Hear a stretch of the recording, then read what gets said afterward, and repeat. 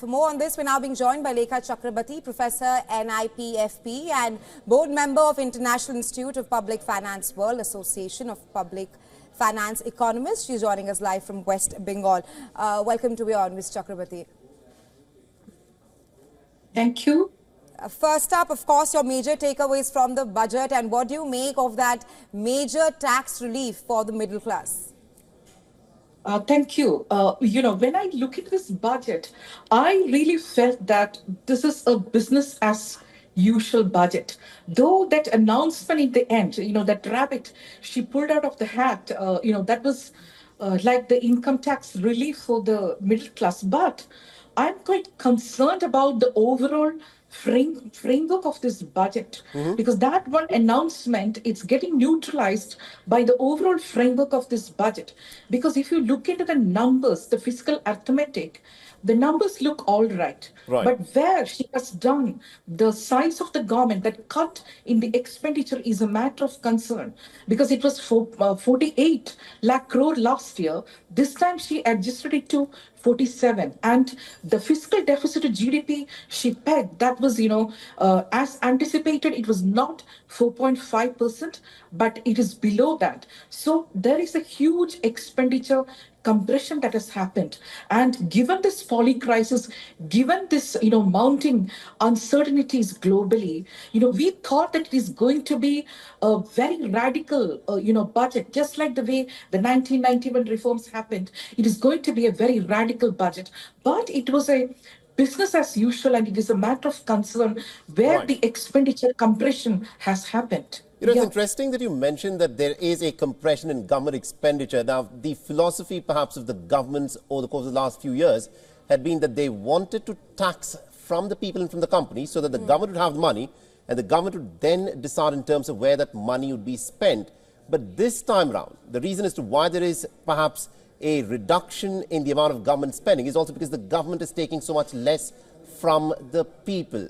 And the money is being put into the hands of the people so that they can then decide as to where they want to spend, which in turn, the government hopes, would increase consumption. Are you not convinced with the government's change of approach? I'd love to disagree with you, because you believe that the disposable income in the hands of the people through the income tax relief, that will trigger the aggregate demand, and that flexibility for spending lies with the people. But I don't know, what is the link between the income tax relief and the way we can trigger the economic, growth. Because, if the propensity to save is greater than the propensity to spend, we had it. That's the fear, Rekram Rajan and, other economists were raising. And income tax is not a way to increase the disposable income in the hands of the people.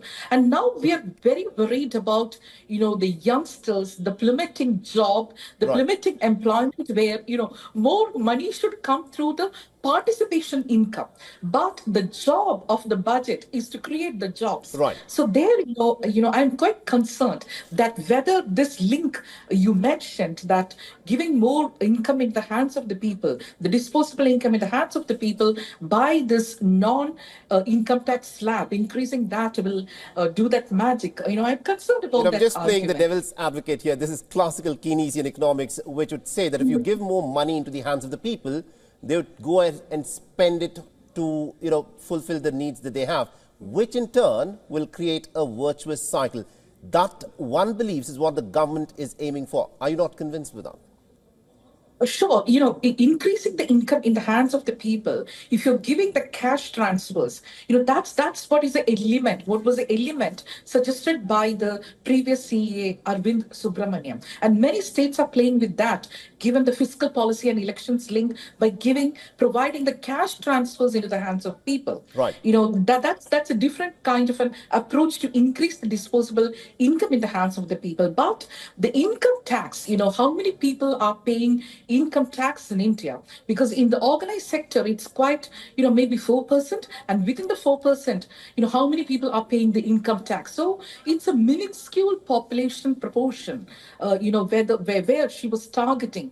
And that is not a broad-based approach to increase the income in the hands of the people. But I do agree with your logic of the Keynesian a thing like give more money and let the aggregate demand go up. But the income tax exemption or that approach, I don't think that that is broad based.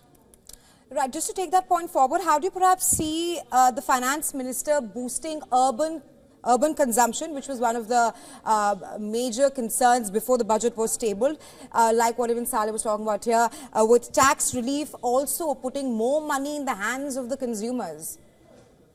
Oh, good. That's a good point. Like, the principle of subsidiarity. Let the government closest to the people, let them take the decision. And she has done that urban challenge fund. So that principle of subsidiarity by giving money into the hands of the level of government closest to the people is quite okay. Not only at the urban level, but also at the state government's level by providing, that interest free loan, for a great period of time for the capex generation. So that approach towards giving importance to the lowest tiers of the government or the subnational government is fine. But I could feel a kind of within the cooperative federalism, a kind of a preferential treatment to a certain states, because if you're doing that, the principle of subsidiarity is happening through a preferential statement.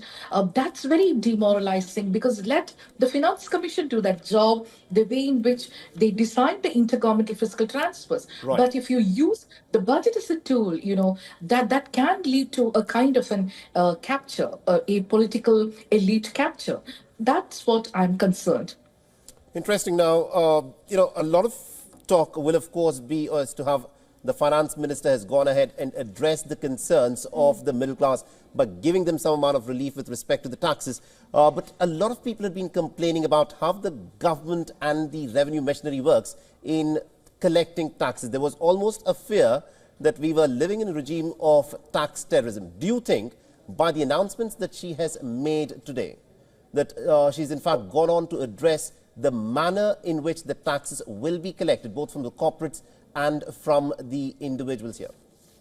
Absolutely. This tax terrorism, because in the Arun Jaitley's time also, he mentioned that, I'm remembering him, that tax terrorism, he's accused of tax terrorism because corporate taxes were very high at that time. But given the pillar two of the international taxation and the OECD negotiations in the pillar two, we need to reduce the corporate tax to the global minimum tax of 15%. And over the years, government has done that for the corporate tax. But income tax reforms, we were waiting for that. But again, the direct taxation and indirect taxation, if we look into, it's not just confined to a few people, the corporate or the rich paying tax, and we are cross-subsidizing the middle class people or the poor with that.